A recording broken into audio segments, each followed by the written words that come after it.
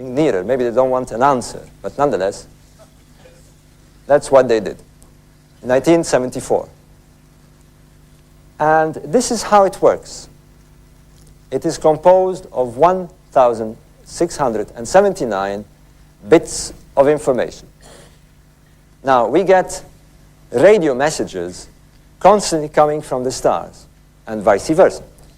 And the reason is that there is background noises that the stars make, and they're not necessarily at all intelligent messages. They're just noise. But if you get 1,679 bits of information transmitted by radio message, you listen, because it is a prime number. If you get a prime number coming across, you listen, because it means this is intelligent. And more so, because this particular prime number is the product of two other prime numbers, 23 and 73. And the suggestion is to split the bits of information in rows of 23 by 73, and you get this peculiar image. And what it is at the top you have a counting convention. Here you have information about the genes and DNA of the creature, the human creature, us, that is here. We're given data concerning the population on this planet and the position of our planet in a solar system. This represents the sun, and the third planet, our planet, is offset near the creature to show that we are from the third planet, planet Earth. Information about the telescope, the radio telescope, its size, and so forth. In short, what you're looking at here is the way that we're trying to communicate with an unknown civilization across time and space. And the reason we use this language, this astroglyphic language, this scientific language, is because there's no need sending a message in English or in Turkish or in French, simply because it doesn't work that way. They will not understand it. They will understand this nowhere, no matter where they are. They will understand this everywhere, in M13 or whatever galaxy we choose to send it to, if there are intelligent people there. So that's the idea. There is another one here, known as the Voyager message. It is stuck or inside a probe called Voyager 1 that was sent outside our solar system in 1976. It's just got out of our solar system in the last few years. And it's heading towards the stars. Again, information about coordinates of where we are, the Earth, information on how to play a record, apparently. There's a record inside that sleeve that is entitled The Sounds of the Earth. Whatever sounds they have, maybe Madonna singing or things like that. I don't know. Now, I'm going to be asking this question with all seriousness. Are we getting a message? Are we getting a message from whoever built that site? I am not suggesting that we are getting an extraterrestrial message, although some have. I'm not suggesting that at all. I'm suggesting with all seriousness, we are suggesting, Graham Hancock and myself, that we have all the ingredients of a clever, scientific, astroglyphic message. The way that we today are attempting to communicate with some distant civilization existing somewhere else. Are we getting a message across time from a lost source deep into our past? Somebody who is desperately trying to pass on a message. The ingredients are there. The question is it a message or not? Let's look at this more closely. You will recall that the emphasis of the pyramid builders was to ensure that the monuments were perfectly set along the north-south axis, the meridian axis. You're looking at a cross-section of the Great Pyramid along the north-south axis. And you would enter the monument on the north face, down a descending passageway. Here's the so-called subterranean chamber, up an ascending corridor, the so-called Queen's Chamber, into a grand gallery, into the so-called King's Chamber. Here, by the way, are the so-called relief chambers where these graffitis were found.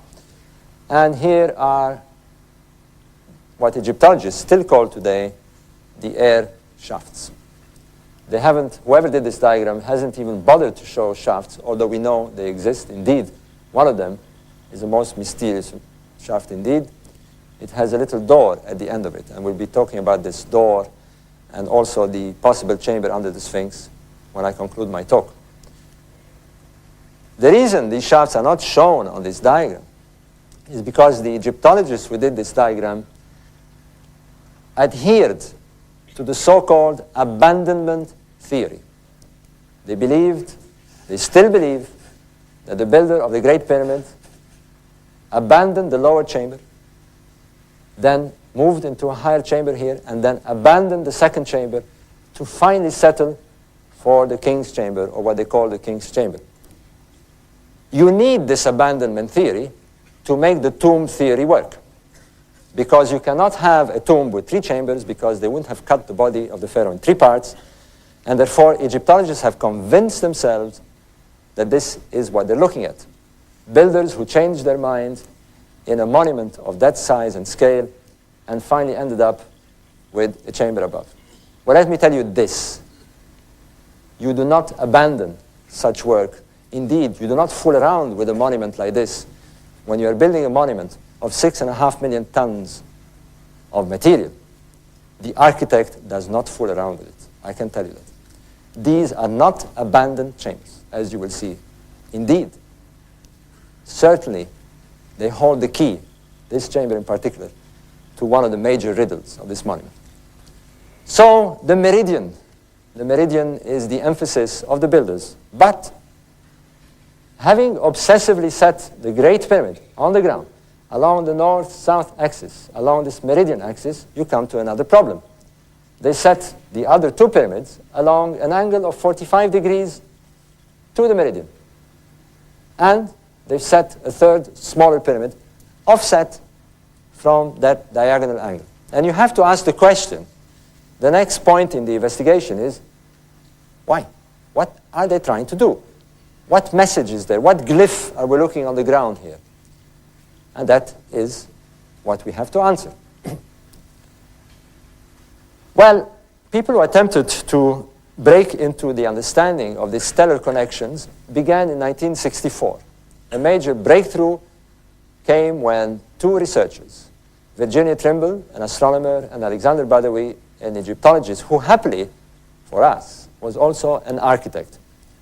And they investigated the meaning of these so-called air shafts in the Great Pyramid. There are 2 of them heading south, you can see A and B, heading towards the south meridian, that particular area of the sky that the monument is locked to, and 2 others directed to the north meridian of the sky. And they had a hunch that these were not air shafts at all. Now, Badawi, being an architect who had studied every single tomb in Egypt and who had never seen any tomb ever ventilated, any monument that was supposed to be a tomb ventilated, for the very simple reason that it doesn't make sense to ventilate a dead body. There's no need to ventilate a dead body. It's as if you would take what's in your fridge and put it in the garden. That's the same analogy here.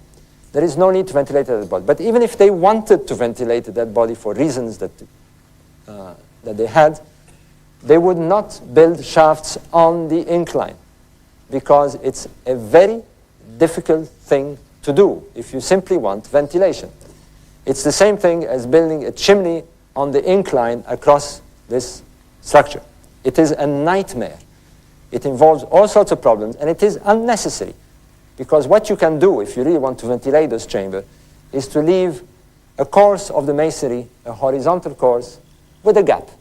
That's all you need to do, all the way to the outside, and you would achieve ventilation. So obviously, these had a much more important and mysterious significance. And their hunch proved to be correct. They thought that these shafts were linked to the stars in the same way that the monument was. And what they found out is this. And in order to work out which stars and when, they had a hunch, of course, that it had something to do with the constellation of Orion, this constellation in the Duat of Osiris. And they had to use what Graham explained briefly, the precession phenomena, the precession of the equinoxes. And I will explain this extremely quickly because I want to dispense with all the jargon. Precession is one of those things that for some incredible reason we are not very familiar with it in the general daily knowledge that we have. We all know, we've known since we're children, we're taught this at school, that the Earth is a globe, that it rotates on its axis in 24 hours. We know that. We get the effect of night and day. Every schoolboy knows this. We know that the Earth revolves around the sun in 365 days and a quarter, and we get the effects of the season. But this planet has a third motion. It wobbles, and it wobbles very slowly indeed, in cycles of 26,000 years. We do not feel this wobble. What appears to happen is that if you were to observe the precessional cycle, now we can do that by using computers today. You can have the sky on your monitor screen, use a precessional program, and press the button and say, precess the sky, and the sky would appear to move in cycles of 26,000 years. And the effect you have is this. The sky, the star field, appears to seesaw backwards and forwards in 26,000 years. That is it. That is precession. That's all you need to know, and indeed, it's as simple as that. So, having established that the sky seesaws backwards and forwards, or appears to seesaw backwards and forwards in 26,000 years, if you were to freeze the constellation of Orion at its passage at the meridian, at the specific direction that the monument is locked at, and you were to observe this precession cycle, this is what you would see. The constellation of Orion would begin its present cycle in about 10,500 BC. At the time of the Pyramid Age, 2,450 BC or so, it would be at 45 degrees altitude as seen from the Great Pyramid. And today, roughly today, it would have reached its maximum position in that cycle. And then it would begin to go down in a couple of centuries and start another cycle. In short, up and down in cycles of 26,000 years. In this current cycle, 10,500 BC is the beginning. And what they discovered is this, that the southern shaft in the King's Chamber pointed to Orion's belt, the center of the constellation of Orion, the center of this Duat region, this Osirian land of the first time in the sky. In case you are wondering how this works physically, this is a diagram that shows it very well. Imagine yourself standing in front of the Great Pyramid, looking at the meridian, looking due south, and speeding up the precession cycle. The constellation of Orion would be here at the beginning of its current cycle in 10,500 BC, at this altitude at the Pyramid Age, and today this is where you would see it. This is what happened. And this is what they seem to have had in mind, to create a link between the Great Pyramid and that area on the ground to the heartland, the very center of this Duat Osirian region in the sky. And here we come to some interesting terminology, because they had a name for this region in the sky, this central region. They called it Ros Tau. It literally means the entrance to the afterworld. And because we're dealing with a stellar world, I will use the terminology that the BBC used when they did a documentary on the Orion mystery. They used the terminology, the gateway to the stars. Or if you prefer the Hollywood version, the Stargate. The Stargate.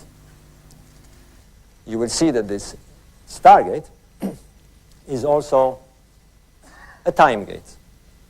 But let's carry on with the sequence of our logic. Now here is another odd thing. They had a name for the area where stands the three pyramids and the Sphinx, the Giza necropolis. We call this the Giza necropolis. They called it Rostau. They also called it the Stargate. And therefore, what you have here is two Stargates, one on the ground, one in the sky, linked by a shaft. That is what we have. Now,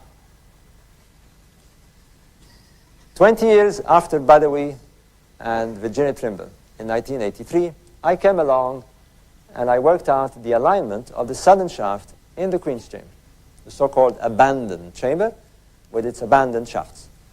And I worked out the alignment, and not surprisingly, I found out that it pointed to the star Sirius, the star of Isis, the companion of Osiris Orion. And therefore, it was obvious that the pyramids were not mute at all. They were expressing themselves in very powerful stellar language, in these astroglyphic means. And they were directing our attention to these specific stars in the sky. And that is what they want us to do. They went to a lot of trouble to do that. And we should follow the cues. They tell me that the human mind works like a hologram, that you have a left brain and a right brain, and somewhere in the middle is an interface, and you get those bright ideas in the morning, like who's supposed to do the dishes tonight, and things like that. I'm not sure how it works. I don't sense a left brain and a right brain, but I know that something of the sort happened in my mind in 1983, because I began to look at that Duat region, that sky region, with the Milky Way, the Celestial Nile, and so forth, and I was thinking pyramids. I began to think in a sort of dualistic form, like those people who wrote the texts. As above, so below type of thinking. And when I isolated all the pyramids of the 4th dynasty, here are those Rostau pyramids, those Giza pyramids, those gateway pyramids, I began to see that there was quite a striking similarity with the Milky Way and the Nile and the layout of the pyramids. And the next thing that was obvious to do was to have a damn good look at this Rostau in the sky, those 3 stars of the belt of Orion. And here is a picture taken by the Lowell Observatory. And as I drew a line across the 2 stars of equal magnitude, or equal size, apparently, I noticed that the 3rd, smaller star was offset to the left or to the east. And I quickly realized that what you had was a correlation. That the monuments on the ground, the Rostau on the ground, was in correlation with its counterpart in the sky. Now, there was a problem, and this is it. This is what they must have had in mind, to correlate those 3 holographic stars, architectural stars, call them what you like, with these 3 stars in the sky. The land, the heartland, the Rostau of the Duat, with those 3 pyramids representing the Rostau, the gateway, on the ground. Now, this is what they must have had in mind. But there is a problem. And here it is. If you were to observe the passage of the 3 stars of Orion's belt, the Rostau stars, at the meridian in 2500 BC, although the images are the same, the picture of the stars appears to be tilted far too much at an angle of 75 degrees to the meridian, not matching what you have on the ground. This is a bit dark because of the light. Here is the 1st, 2nd, and 3rd pyramid, with its characteristic direction of 45 degrees to the meridian. The stars appear to be in the wrong place at that date. The wrong place. Well, perhaps the question should be formulated in a different way. Maybe the stars are not in the wrong place, but at the wrong time. And the word time, like these holographic thoughts, began to float in my mind. Time, time, time, time, time. And when I met Graham Hancock, we tossed these ideas backwards and forwards. And suddenly we said, wait a minute. This is a glyph on the ground representing the deity Osiris, who is told by the text to be the god of the first time. The stars have a first time. And that in our current precession cycle, they begin their cycle. They have their first time in 10,500 BC. Are they trying to tell us something? Are they trying to tell us, consider these stars, you know now what to look at. But remember, they have to do with the first time of this deity. And we tried it. And when we did that, when we brought the stars down on our computer to 10,500 BC at the beginning, at the first time of their cycle, we got a lock. The stars conveniently moved and settled at 45 degrees. Let me explain how this works, how you can do it on your computers. This is not speculation. This is not theory.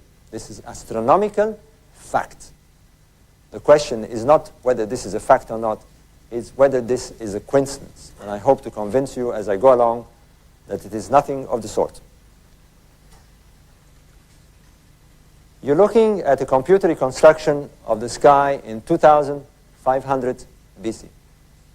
And here is the three stars of Orion's belt crossing the meridian in 2500 BC. And you can see that they are slanted sharply at about 75 degrees to the meridian. And the Milky Way, too, is kind of skew with. But if we go to the beginning of the current precession cycle, to the first time of the stars, this is what we have. In 10,500 BC, the stars conveniently lock at the angle required to match them on the ground, and so does the Milky Way align itself with its counterpart in the sky. If it is a coincidence, it is 1,000,000 to 1 coincidence. But let me drive this point strongly.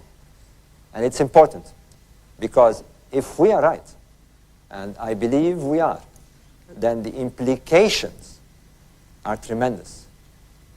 And this information will lead us precisely to where the legacy is, as you will see. Here is a computer reconstruction of the belt stars in 2500 BC. I've superimposed a protractor on the screen. Here is the meridian, and here are the three stars crossing the meridian at their angle of 75 degrees in 2500 BC. What we would like them to be is to match the 45-degree angle that is achieved by the three pyramids. And when you go down to their first time in 10,500 BC, this is what happens. They lock. Facts. Verifiable facts.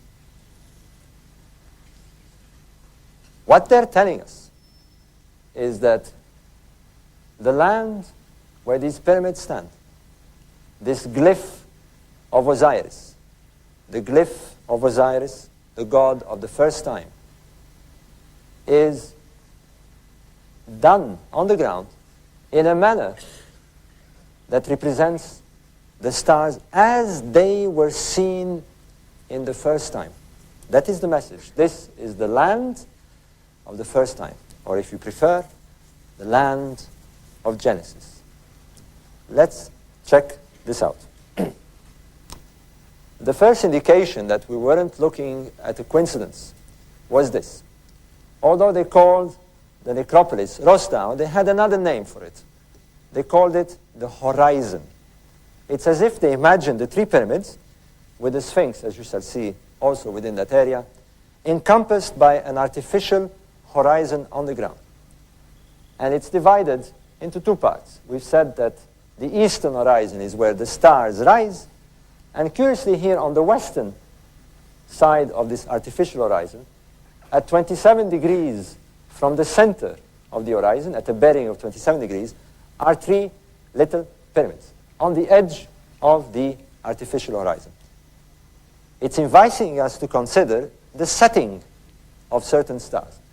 These three pyramids look like a reduced scale model of the other three, but not at an angle of 45 degrees to the meridian, but at a right angle, east-west. The stars set in the west. If we look at the three stars of Orion's belt setting in the west in 10,500 BC, we again get a lock. Here they are at a bearing of 27 degrees from the center of the artificial horizon. In fact, what we've got is a reproduction of the artificial horizon mimicking what is on the real horizon. Again, a lock. But there is something else that is extremely important about those stars and that date. And this is it. When the stars of Orion's belt, when this gateway, this star gate, strikes the meridian in 10,500 BC, when they strike to match the pattern on the ground of their counterparts, they do so at a very specific time, and that it only occurs, I emphasize, in 10,500 BC. They strike the meridian when the sun is rising due east on the day of the spring equinox. Remember Graham and me standing atop of the pyramid, looking down and pointing somewhere on the day of the spring equinox. Because what we're pointing at is this. And let me explain before what has happened, before you see this thing that we're trying to see in the sky. We have, in a sense, traveled through a stargate.